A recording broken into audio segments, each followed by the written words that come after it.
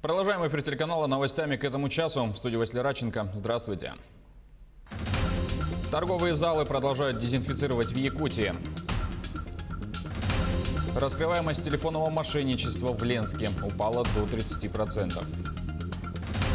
Новую котельную, которая обеспечивает подачу тепла в водоканал, запустили в Алекминском районе.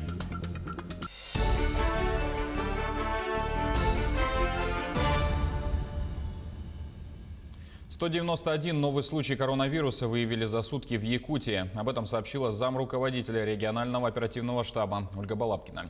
Итак, Якутск – 104 случая, Алданский, Мегино-Кангаласский районы по 8, Вилюйский – 7, Нерюнгринский, Нюрбинский и Алекминский по 6 случаев.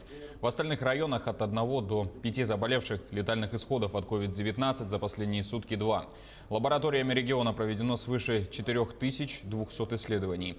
Ольга Балабкина также сообщила, что уже на этой неделе закупят все необходимое оборудование и материалы для лечения пациентов с COVID-19.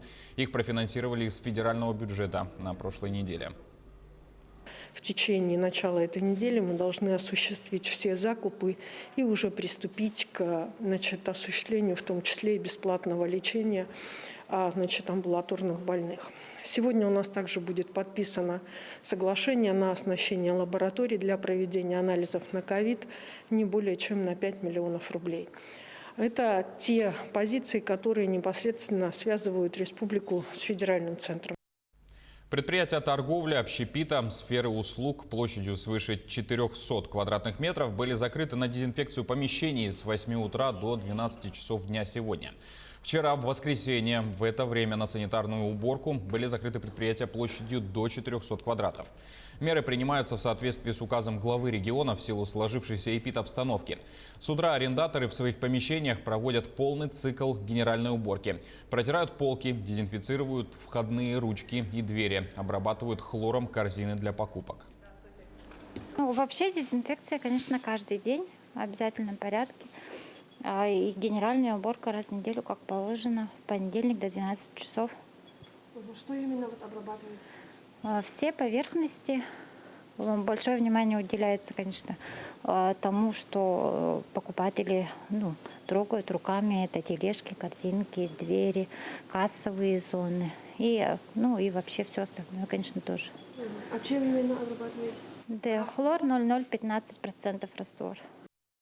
Более 2500 протоколов за нарушение режима ограничений против COVID-19 составили в Якутске. Данные приведены с начала ограничительных мер, объявленных весной этого года. А за минувшие выходные в ходе рейдов по ночным развлекательным заведениям составлены 20 протоколов. Из 2500 предписаний ММУ МВД Якутская на данный момент рассмотрела порядка 1700 заявлений. Крымские здравницы принимают пациентов для реабилитации после коронавируса. Программа оздоровления рассчитана на 21 день. Какие процедуры входят в перечень, расскажет наш корреспондент. Каждая здравница разрабатывает собственные программы по реабилитации пациентов после вирусной пневмонии. Санаторий «Алушта» с самого начала работы в середине прошлого века специализируется на лечении заболеваний дыхательных путей. Собственную программу оздоровления для пациентов, которые перенесли коронавирус, здесь разработали еще летом. А теперь они делятся результатами. Я провожу процедуру ингаляции. Это для укрепления и восстановления легких. Специальный раствор обволакивает все внутри и помогает выздороветь и вылечиться, и укрепить. Самое главное, укрепить легкие и дыхательные пути. Тем не менее, климат не единственный способ справиться с последствиями заболевания. Программа оздоровления рассчитана на 21 день. За этот срок гостям предлагают пройти целый список физиотерапевтических процедур. В данную программу входят такие процедуры, как мультимаг, влог, внутривенное лазерное облучение крови, сухие углекислые ванны. Это массажи, перед которыми делают ингаляции, либо лекарственные, либо травяные. Все зависит от того, как чувствует себя человек. Мне здесь очень нравится, в первую очередь, воздух, потому что здесь дышится легко. Очень близкое расположение моря, горы и растительность. Также о новой программе для реабилитации после коронавируса объявили в санатории Дюльбер. Во многих других крымских здравницах работают стандартные схемы по лечению и реабилитации пациентов с заболеваниями дыхательной системы. В экономике Якутии отмечается рост по основным направлениям. Об этом заявил глава региона в одном из недавних интервью. Несмотря на вводимые ограничения, в регионе отмечается рост по основным направлениям. За январь-сентябрь 2020-го выросла добыча нефти почти на 13%. Это обусловлено выходом на полную мощность трубопроводной системы «Восточная Сибирь, Тихий океан» и ростом добычи нефти компаниями «Тасюряк нефтегазодобыча», «Сургутнефтегаз» и РНГ. Наблюдается и увеличение добычи природного газа. По сравнению с аналогичным периодом прошлого года прирост произошел в 3,2 раза благодаря реализации проекта по освоению Чииндинского месторождения. Не отстает и золотодобыча. Рост составил 7,5%. Спрос на ипотеку почти вернулся к уровню до пандемии. В сентябре рост составил 7% по сравнению с предыдущим месяцем. Об этом сообщил гендиректор Бюро кредитных историй «Экфикс-Факс» Олег Лагуткин. Он также отметил, что процент одобрения заявок на ипотеку банками находится на высоком уровне. В сентябре он составил 70-71%. По словам главы организации, рост заявок на ипотечные кредиты является следствием государственной программы поддержки ипотечного кредитования. Вторая причина – это значительный уровень отложенного в период локдауна спроса, когда выбор объектов недвижимости был доступен только дистанционно. 11,5 лет колонии строгого режима дали двум жителям Горного района. Они признаны виновными в совершении преступления в умышленном причинении тяжкого вреда здоровью, опасного для жизни человека и повлекшее по неосторожности смерть потерпевшего. Прокуратурой района совместно с прокуратурой региона поддержаны гособвинения. В суде установлено, что в июле 2019 года в селе Ярд Горного района в результате возникшего конфликта подсудимые совместно нанесли потерпевшему не менее 78 ударов руками и ногами, а также деревянной табуреткой и ножкой от этой табуретки, в том числе в голову. В результате полученной закрытой черепно-мозговой травмы потерпевший скончался на месте происшествия. За год в Ленске зарегистрировано 70 преступлений в сфере телефонного мошенничества. Раскрываемость подобных краж упала до 36%. Самый популярный метод – это звонок от якобы сотрудника банка. Но не отстают и лжепокупатели или лжепродавцы на сайтах продаж, таких как Авито и Юла.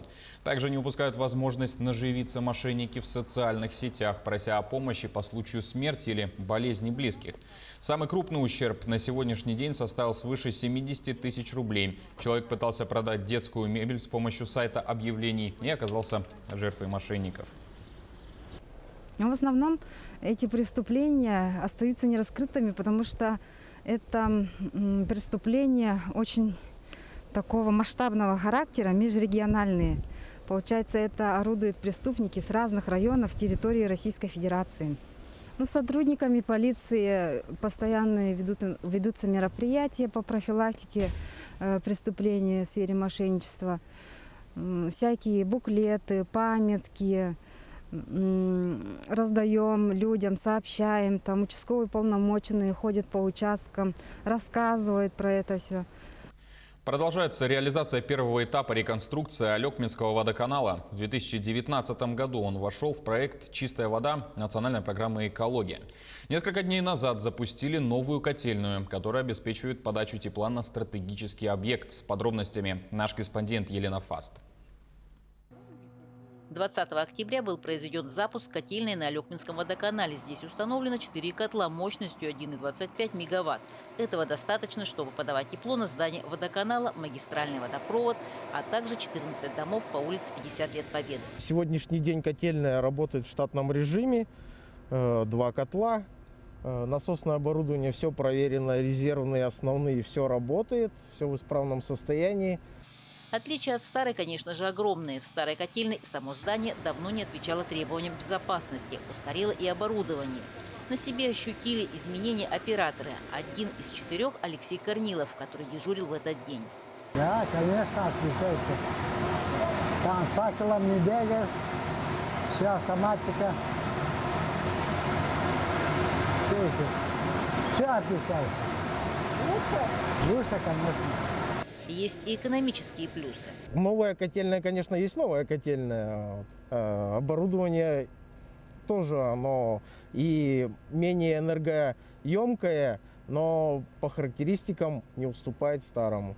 То есть потребление электроэнергии у нас меньше стало. Вот. В части экономии это все у нас сказывается, да. Кстати, это первая котельная в районе с такими характеристиками, отметил Николай Кузнецов. У него имеется полностью автоматизированное программное обеспечение, которое позволяет выставлять с учетом температурного режима, погодных условий ее работу на автоматический цикл. Это вот тот щит, к которому подходили, да, там? Да, там щит управления, где находятся так называемые мозги, приборы учета, автоматика и датчики, которые следят за температурой теплоносителя, за процессом и работой самих котловых агрегатов, насосного оборудования. Между тем продолжаются работы в здании самого водоканала и на территории. До конца декабря первый этап значимого проекта должен быть завершен. Данный проект у нас просто жизненно необходим, и его исполнение было возможно путем участия в национальном проекте, участия ГУПа ЖКХ, Министерства ЖКХ в программе федеральных средств. За счет этого стало возможно провести реконструкцию нашего водоканала, произвести ремонт. Елена Фаст, Максим Копылов, Алекминск.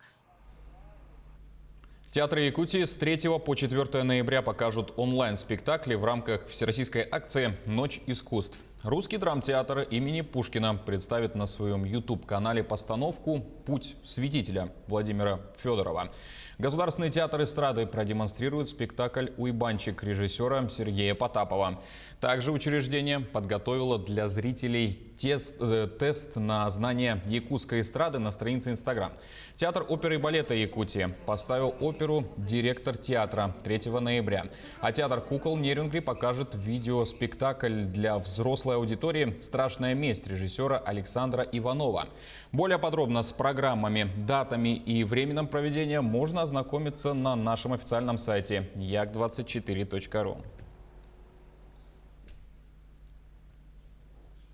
На этом пока все, но наши корреспонденты продолжат следить за развитием событий, а мы будем держать вас в курсе новостей. Не забывайте носить маски, дезинфицировать руки и держать социальную дистанцию. До встречи в эфире.